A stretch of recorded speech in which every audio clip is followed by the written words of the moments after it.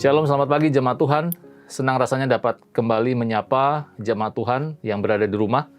Sebelum kita kembali lagi beraktivitas, ada kebenaran firman Tuhan yang akan kita pikirkan bersama-sama. Firman Tuhan di pagi hari ini diambil dari Kejadian pasal yang ke-19, ayat 1 sampai ayat yang ke-29. Ini sebuah cerita yang sudah kita ketahui bersama, berbicara tentang Sodom dan Gomora dimusnahkan atau dihancurkan oleh Tuhan. Tetapi kita tidak membaca semua bagian dari Kejadian pasal 19 ayat 1 sampai 29. Saya hanya akan membaca ayat dari ayat yang ke-24 sampai ayat yang ke-28 saja. Demikian firman Tuhan.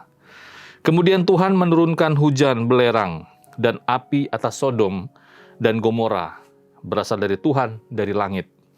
Dan ditunggang balikkannya lah kota-kota itu dan lembah Yordan dan semua penduduk kota-kota serta tumbuh-tumbuhan di tanah.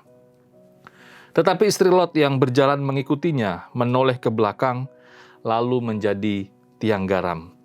Ketika Abraham pagi-pagi pergi ke tempat ia berdiri di hadapan Tuhan itu dan memandang ke arah Sodom dan Gomora serta ke seluruh tanah lembah Yordan, maka dilihatnyalah asap dari bumi membumbung ke atas sebagai asap dari dapur peleburan. Bapak Ibu jemaat yang terkasih, dari pembacaan firman Tuhan di pagi hari ini, saya memberi judul Hidup yang Fokus Hanya Kepada Tuhan. Nah, kita semua sudah mengetahui bagaimana awal kisah dari kenapa kota Sodom dan Gomora ini dihancurkan. Nah, ada beberapa kebenaran yang ingin kita pikirkan bersama-sama, tetapi sebelumnya mari kita lihat latar belakang sebelum kita memikirkan lebih dalam lagi. Nah, berbicara tentang kota Sodom dan Gomora memang adalah kota yang terletak di lembah Yordan. Namanya kota di atas di lembah Yordan. Tentulah kota tersebut menjadi sangat makmur karena tanahnya subur. Dikatakan banyak airnya seperti taman Tuhan, seperti di tanah Mesir. Kalau Bapak Ibu Saudara membaca dalam Kejadian pasal yang ke-13 ayat 1 sampai 13. Sehingga tidak heran keluarga Lot itu memilih untuk tinggal di daerah lembah Yordan. Nah, tetapi sayang Bapak Ibu jemaat yang terkasih, penduduk dari kota Sodom dan Gomora dikatakan bahwa dari tua sampai muda hidup di dalam dosa seperti praktek amoral. Ada homoseksual, pasal 13 ayat 13, pasal 19 ayat 4 sampai 5, dan menyebabkan Tuhan murka dan hendak memusnahkan dari kota ini. Nah, Bapak Ibu jemaat terkasih, seperti halnya keluarga Lot yang dipanggil keluar dari kota Sodom, kalau kita melihat bahwa Tuhan memberikan kesempatan kepada keluarga Lot ini untuk keluar dari kota Sodom dan Gomora. Ada di ayat 12c dan ayat 13. Demikian juga kita. Dalam konteks kita, sebagai orang percaya, kita adalah gereja. Dalam bahasa Portugis, igreja. Dalam bahasa Yunani, dipakai kata eklesia. Ek artinya keluar. Kleo, memanggil. Berarti kita dipanggil keluar.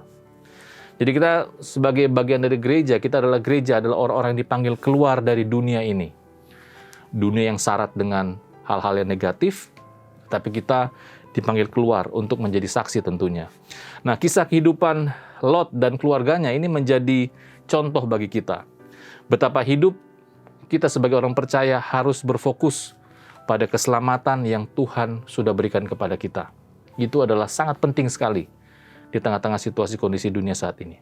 Oleh sebab itu, ada beberapa poin yang ingin saya sampaikan kepada kita. Yang pertama, marilah kita hidup sebagai orang percaya yang benar-benar fokus dan jangan kompromi seperti Lot.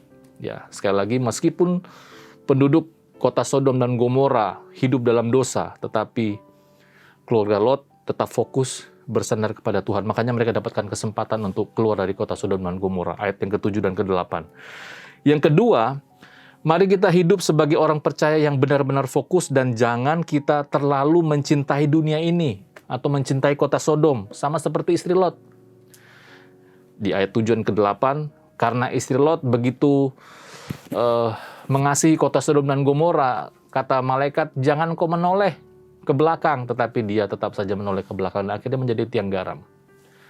Begitu juga kita dalam kehidupan ini, kita boleh menikmati dunia ini dengan berbagai macam hal yang ada di dalamnya, tetapi jangan sampai kita mencintai dunia ini. Karena sekali lagi dunia ini bukan milik kita, bukan tempat kita.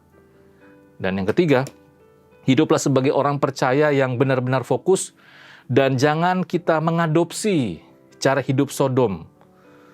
Nah, seperti anak-anak Lot. Bisa baca di pasal 19 ayat 30 sampai ayat 38. Ya, mengadopsi bagaimana cara hidup yang tidak sesuai dengan kehendak Tuhan tentunya. Sama seperti Tuhan Yesus. Saat dia pertama kali datang ke dunia ini, 3,5 tahun dia melayani, dia betul-betul fokus dan tidak membelok ke kiri, ke kanan. Dia tetap fokus kepada panggilannya. Kalau kita ingat bagaimana kisah dia dicobai oleh iblis di padang gurun, dia tetap fokus. Karena apa? Karena Yesus tahu ada pekerjaan besar yang harus ia selesaikan. Dan puji Tuhan, Tuhan Yesus menjadi teladan bagi kita. Dia tetap fokus menyelesaikan tugas tanggung jawabnya menjadi keselamatan bagi kita semua. Kita juga sebagai bagian dari gereja, kita juga harus tetap fokus dalam menjalani kehidupan ini, Bapak Ibu Saudara terkasih. Dan biarlah hari ini sungguh-sungguh dapat kita lalui dengan bukan saja ucapan syukur, tetapi sungguh-sungguh bersandar, berharap, dan tetap fokus bagi rencana Tuhan dalam kehidupan kita. Mari kita berdoa. Bapak, terima kasih, kami bersyukur kepadamu karena kami adalah umat pilihan-Mu, umat yang Kau sudah selamatkan.